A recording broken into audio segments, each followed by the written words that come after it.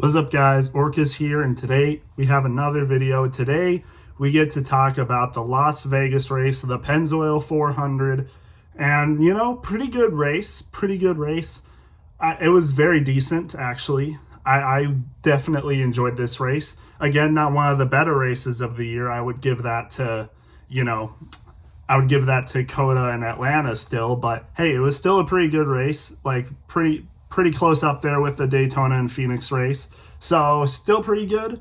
But honestly, there's really not a whole lot to talk about, to be honest.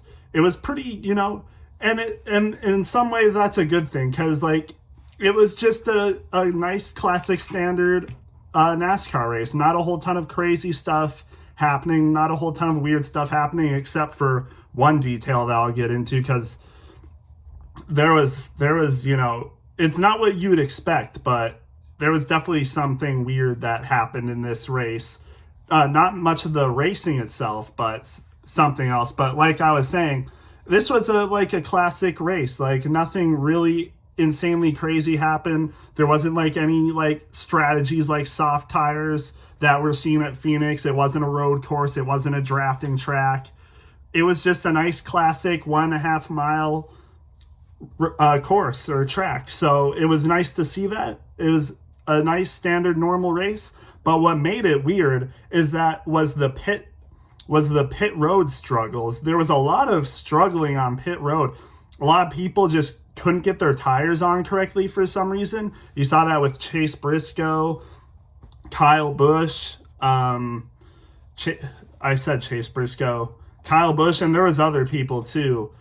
Christopher Bell, he had a problem too, where I've never seen this before. I haven't been watching the Cup Series. I haven't been watching NASCAR for an insanely long time. But Christopher Bell had a wheel loose when he got off pit road, and then went into his teammate's pit stall, Chase Briscoe, to get it finished tightened up.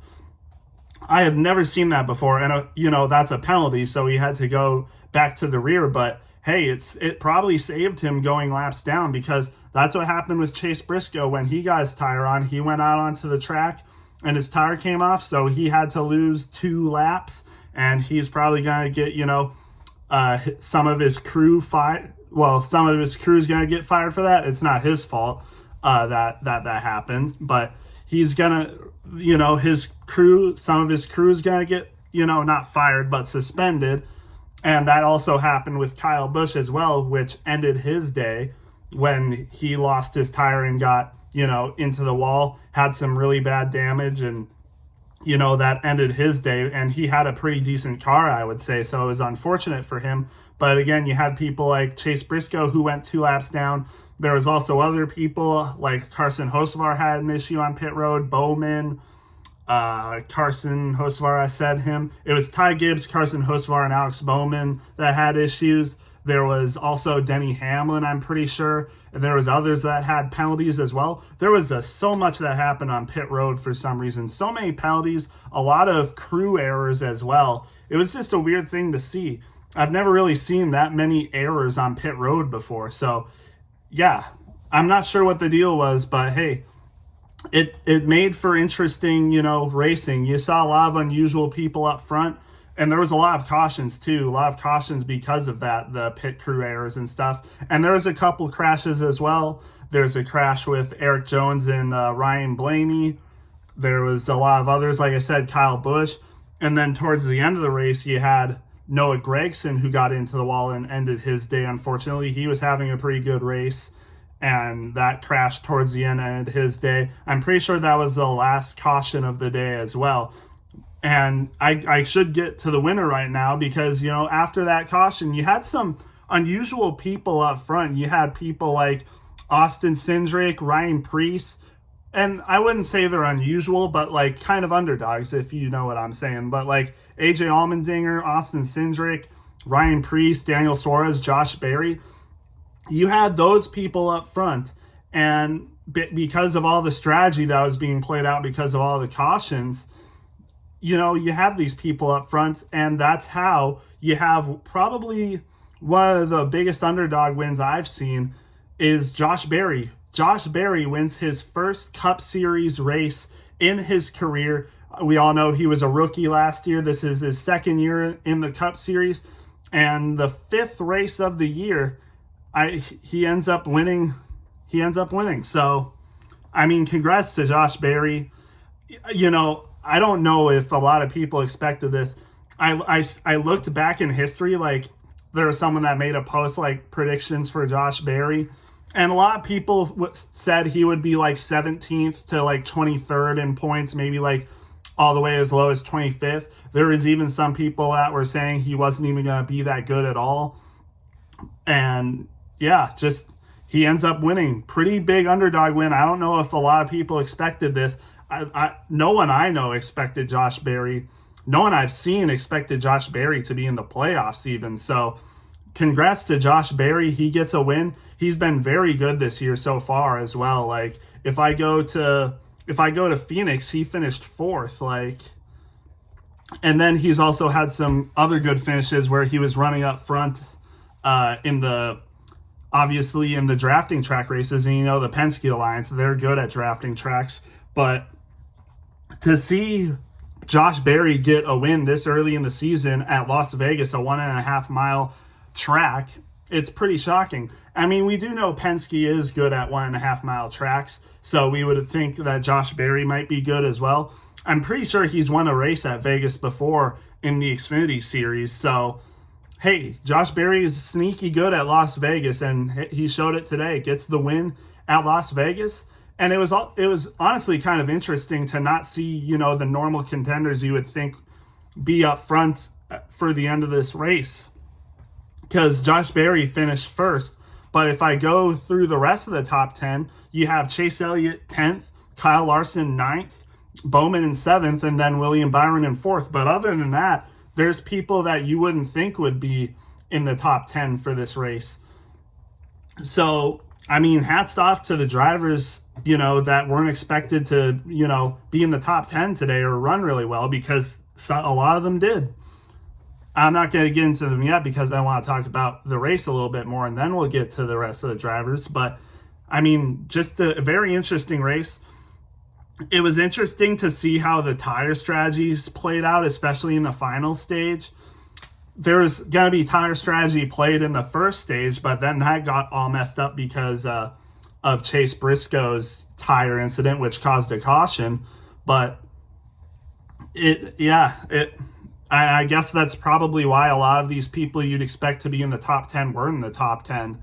You know, like the best of the best drivers. Not a lot of them were like in the top 5 or 10 today. So, I mean, it was only towards the end where it like started to even out for a lot of the like best drivers, but even then a lot of the best drivers finished outside of the top 10. So, I mean, you know, cautions breed cautions, strategies changed, tire strategies changed, and you really saw that a lot today. And then, like I said, in the final stage, it evened out a little bit, which is how all the Hendrick drivers got in the top 10, but still, like, pretty interesting to see.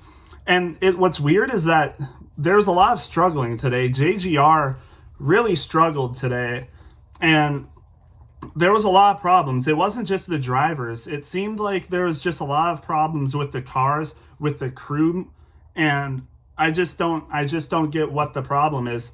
And we got to talk about Ty Gibbs. What is going on with Ty Gibbs? He hasn't had a good finish in like 20 races, and he started off last year really good, but he hasn't I don't think he's had a top 10 once this year. Like, I don't know what's going on with Ty Gibbs, but he's got to figure it out. I don't know if it's like the crew chief change or like what's going on, or his car's bad. Like, I don't get it.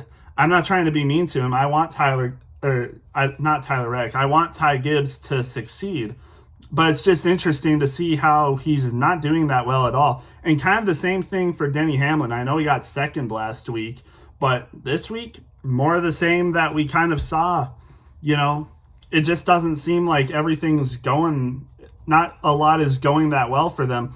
And then even, you know, for Penske, I expect these teams will pick it up. But even Penske, like Joey Logano, Ryan Blaney, Joey Logano hasn't had a top 10 finish this year yet. He's got a good amount of stage points. Same with Ryan Blaney. But they just don't look like themselves. And I think they're the kind of team that picks it up in the end of the year. We all know this. Like no one expected it. Like 2023, 2024, no one expected those two to be the champions or like get wins, like get a ton of wins and stuff. But they ended up doing that towards the end of the season. I would expect they're going to do that again because it's Penske. They always seem to show up out of nowhere just when you think they're doing bad. So I'm not worried about them, and I don't know if I'm too worried about JGR. I am a little bit worried for Ty Gibbs though, because he's been not good for a long time since around like the Olympic break of last year. He has not been that good. So I don't know what's going on with him. I hope he picks it up, but yeah, it's just weird to see.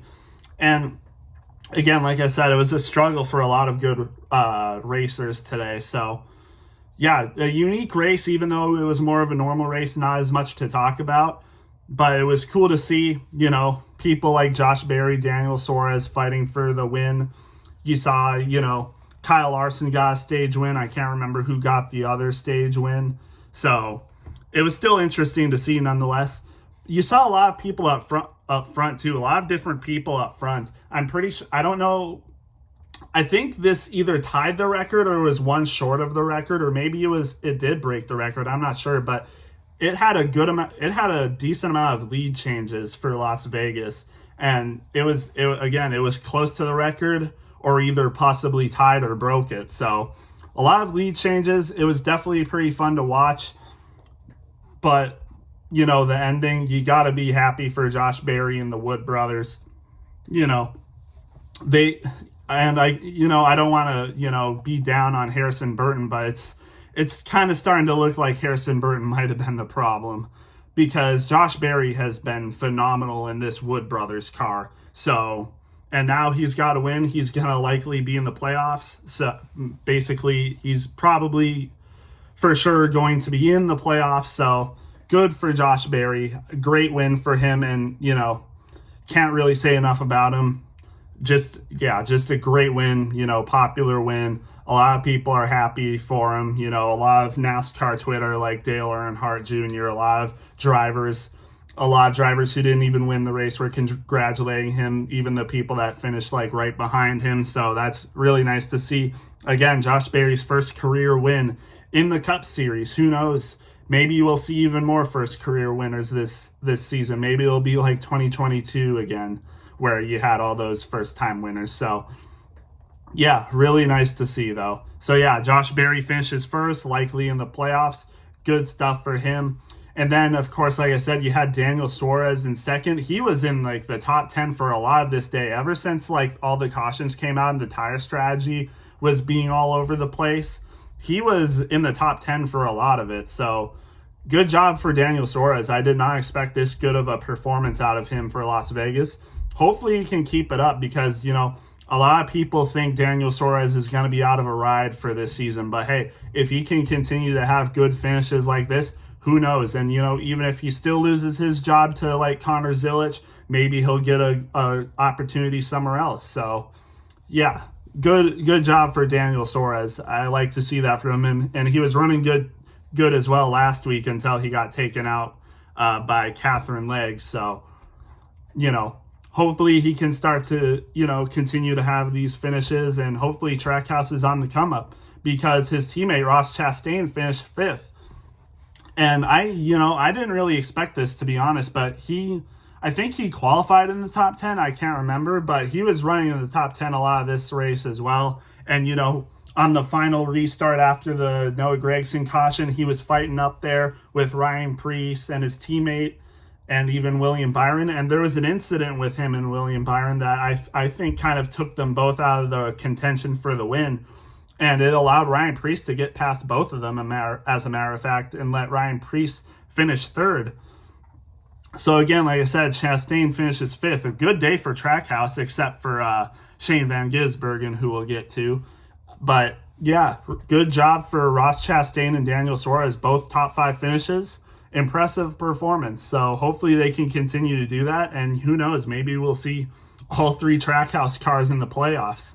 with Shane Van Gisbergen maybe getting a road course win. Maybe Daniel Suarez gets another win based on how good, he seems to have been recently. And, you can always count on Ross Chastain to get a win, and maybe he'll do it in the regular season. So, yeah, we'll just have to wait and see. But again, like I said, Daniel Suarez, good second place finish. Ryan Preece, good third place finish. Impressive stuff for him. He's got some good tracks coming up. He's good at the short tracks, and we got Martinsville, not Martinsville next week. We got Homestead, Miami next week, but after that, we got Martinsville. We're going to see Bristol soon. We got some short track races, and even Darlington. He can be good at Darlington, so who knows? Ryan Preece might get a win this year. I have him not in the playoffs, but I definitely think he can be, so watch out for him. And then the best finishing Hendrick car, William Byron, fourth place finish. He was in contention for the win. I thought he was going to get the win, as a matter of fact. But then he got into some really hard racing with Ross Chastain, like I said. I think it kind of took them out of the race win, and that's that. But, hey, good finish for William Byron. He's already got a win this year. I would expect he's obviously going to be in the playoffs and one of the top contenders for the championship. So, good finish for him. He'll probably continue to have good finishes like that. Austin Cindric with a sixth-place finish. He led over 40 laps this race, I think, and I think he was the other person that got a stage win. He got that in stage 2, if I'm not mistaken. So good race from Austin Cindric, and I think he was possibly, after that, he was an early favorite to possibly win the race. I thought he could have won the race, but it didn't work out. All the tire strategy and whatnot, but he still stayed in the top 10 and gets a sixth place finish. So good for Austin Cindric. Good race for Austin Cindric. He's not been the greatest on a lot of tracks, especially 1.5 miles. Maybe not especially 1.5 miles. I can't remember if there was a statistic where he only had like one top 15 in like a certain amount of races or something for that. But yeah, good finish for him. Then another Hendrick car, Alex Bowman. Good race. You expect that from these Hendrick cars. AJ Allmendinger, how about AJ?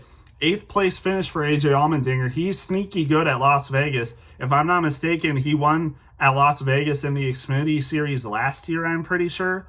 It was either that or Homestead or something. It was one of the final races in the season. I think it was Las Vegas. So good race for AJ Allmendinger. Hopefully he can continue to have good races like this. And to do this in Kaulig equipment and beat out people like Kyle Larson, Chase Elliott, Christopher Bell, and some other good drivers, that's pretty impressive stuff for him. So hopefully he can continue to do stuff like this. Good points day for him as well. So yeah, nice to see. And then, like I said, finished ahead of people like Kyle Larson. Larson finishes 9th, still top 10, still pretty good. But, he was probably one of the favorites to win as well. Byron and Larson were having a really good race. And then, of course, like I said, all that tire strategy because of all the cautions started happening. And that's probably what hindered them from winning this race or having a top 5 with Larson. Byron had a top 5, but Larson, you'd expect him to have a top 5, especially since, he won 2 out of the last 3 Las Vegas races. But it's still not bad. When a 9th place is considered bad for you, that's still pretty good. So I would expect Larson's probably gonna get a win here in this first half of the season. So nothing to worry about, really. Just hasn't really played out. Then you got Chase Elliott rounds out the top 10. Pretty solid race for him. He was running a lot outside the top 20 and top 15 this day, though, but it was probably because of all the tire strategy. And he figured it out, gets into the top 10. Brad Keselowski finishes 11th. Kind of the same story for him, where he was running pretty low, but you could possibly say that's on the tire strategies and stuff, and he ends up with 11th, so good for him. Christopher Bell, 12th. He was on that 3-race win streak, ends up only getting a 12th place. He had the problems on pit road, like I said. He was involved with like a 4-wide incident, but he got away from that one. So, just unfortunate race for him, but, he's already got 3 wins, and now even still a 12th place is not a bad race. So I think he's chilling. Then you got Chris Buescher, 13th. Justin Haley, pretty impressive, pretty good race with a 14th place. He was running outside the top 30 at some points, so he had a good rebound today. Good for him. Joey Logano, 15th. Logano was running in the lead this race, up front in this race for a lot of this race. He finished second on pole qualifying, so yeah, of course. But then after that, just didn't seem to have it and ends up with a 15th place, which is still decent, but you would expect to see more, better results from Joey Logano, the 2024 champion. But, I think we all know he's going to lock it in. He's going to make the playoffs probably this year, but, it's even year, odd year Logano, and this year is an odd year, so maybe he'll not make the playoffs, or maybe he'll just have a bad playoffs this year and, maybe get eliminated in the round of 16 or something. So we'll see, though. I still think he'll make the playoffs and get a win or something. McDowell, 16th, not terrible for him. He qualified on the pole, but then fell back a lot, just had troubles, but, rebounded for a 16th. So good for him. Then 17th, you got Chase Briscoe. Hey, good comeback for Chase Briscoe. I'm a little as a Chase Briscoe fan, I'm a little disappointed he didn't get at least like a top 15, but hey, I'm happy with how he came back. He was 4 laps down for most of this race until the final stage when cautions started coming in, and he gets back on the lead lap, and he was up as high as 12th place one time, and then Fox didn't show it, but apparently I guess he hit the wall or something and fell back a couple spots. Goes from 12th to 17th. That's why I'm a little disappointed, but hey, he came back from 4 laps down and got a 17th place finish. If he can do that, I think he can be really good if he just has things go his way for once. So, and we see how good he is when he has things go his way. He got 4th at Daytona. He won at Darlington last year in SHR equipment. If he can just have good races where nothing bad happens to him, he'll make the playoffs, and he should get a win, especially, maybe at some, tracks like, I don't know, Darlington, maybe, a short track. Who knows? But I think he will, hopefully get a win this year. Ricky Stenhouse, 18th, not bad. He was running pretty good this race. Pretty impressive race for him, all things considered. He was running top 10. He got 10th in stage 1, so impressive race. Fell back a little bit, but still. Then you got Riley Herbst, 19th, not really much to say. John Hunter Nemechek in 20th. Ty Dillon in 21st. Ty Gibbs in 22nd. And again, like I said, the troubles for JGR is kind of weird.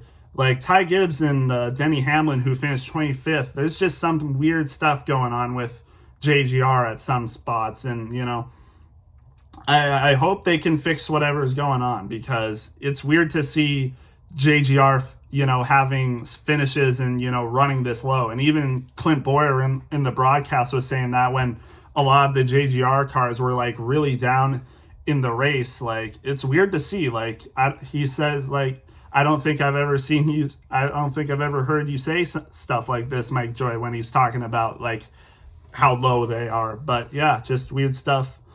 23rd for Zane Smith, 24th for Tyler Reddick. Just, he was running good all race, like top 5 speed.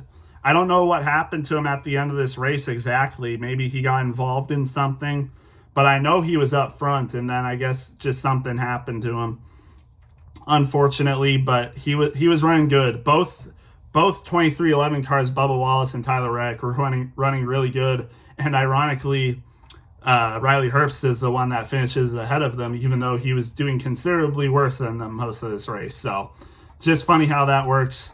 Because speaking of, Bubba Wallace, he finishes 28th when he was running really good this race. He was leading some laps, and, he was running top 10 a lot of this race, and just unfortunately ends in, not good stuff. Cole Custer, 26th. Eric Jones in 27th. He was running good today, just unfortunate. I think Legacy is starting to get it together, but they just need to have more things go their way, and they just can't have, bad stuff happen to them. I'm not sure what happened with Eric Jones. Oh, he was involved with that crash with Ryan Blaney. But if he didn't get in that crash, he possibly could have finished top 15 this race, because that's where he was running most of this race. So, yeah.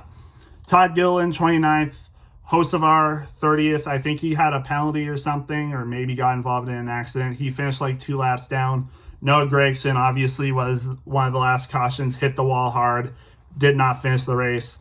Austin Dillon was involved in one of the accidents, as well as his teammate Kyle Busch, who had that problem. They finished a lot of laps down. They had to go to the garage for repairs and were able to get on back out on the track, but they finished a lot of laps down. So, yeah.